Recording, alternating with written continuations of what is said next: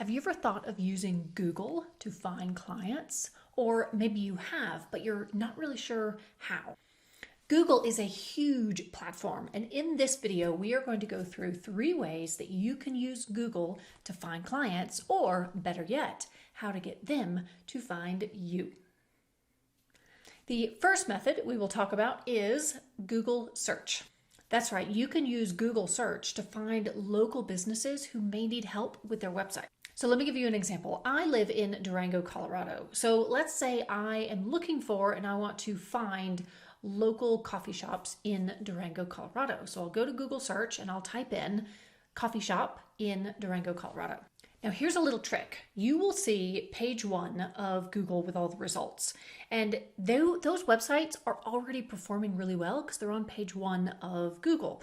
Page 2 as well. So I would skip straight to page 3 and check out those websites and see if they need any help. And then you can look for outdated designs or broken links or bad navigation, or maybe it's not mobile responsive, or does it load really slowly, or ways you can improve their search engine optimization. There's so many things you could look to improve. And now that you've found some things that you can improve, it's time to find a contact and reach out. Now here I would ideally look for a personal email address, because if you go to the regular general inquiries or contact form, there's a good chance it will get lost. So now it's time to turn your stalker mode on and see if you can find out who the owner or manager is. Someone with actual decision power, and then reach out to them. Or better yet, as we are talking about local businesses, why not go in, if appropriate, of course, and meet with them directly.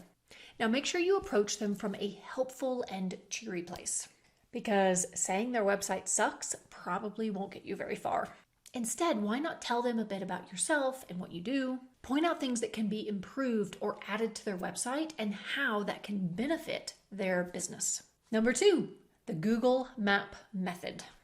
Now this is a similar concept, but we'll now be looking for businesses directly on Google Maps. This is a great way to find businesses that don't have a website yet, or they're not optimized enough yet to show up on Google search. So all you got to do is go to maps.google.com, or just open up the app on your phone and then search the area that you want to look for. Now pick a service. It could be restaurants or bars or dentists or schools. Every business needs a website, so you have endless options here. And then just start clicking. Some of them may already have a great website. Some of them could probably use some improvements, and some may not have a website at all. If they don't have a website or any contact information, you can look for them on social media. 99% of businesses will have some sort of social presence. Now it's time to tap into your stalker self again and find a good contact. Now, choosing an area where you're from or where you currently live could make it easier to find that potential common ground with potential clients. But they don't necessarily have to be local to you. And that's the beauty of online work. You get to work with people all around the world if that's what you want to do. You can choose any area that you want. Now, I would recommend that you pick somewhere where you have a personal connection, because that personal connection can make a real big difference as you're communicating with that potential client. Now, the first 2 methods that I covered involved you actively searching and reaching out to potential clients. Now let's talk about one where clients find you. Number 3, Google My Business. Local SEO is a really powerful way of getting local clients to find you. You're basically reversing what we've been talking about up until now.